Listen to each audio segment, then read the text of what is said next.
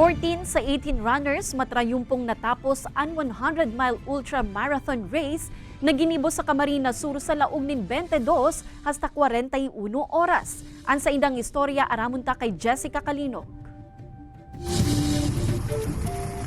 Sa oras na 22 hours, 19 minutes and 55.12 seconds. Natapos tulos kan 52 anyos, asin pigko-konsiderar na King of Philippine Ultra na si Virgilio Undalok Jr. gikan Samar, ang 100-mile o 160 kilometers ultramarathon race sa Camarines Sur. From Goa to Nevada, then medyo kwan tayo. Talagang yung pacing natin is normal lang kasi hindi pwede hatawin kasi paakyat siya eh.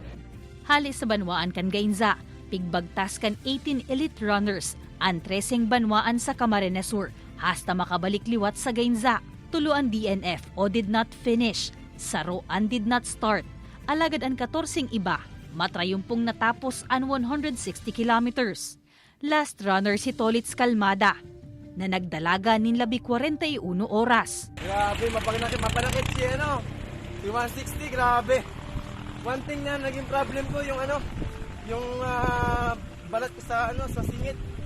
Friction burn, minor cuts, asin blisters.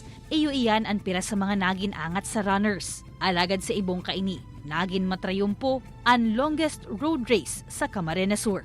Ini si Jessica Calinog, Balitang Bicolandia.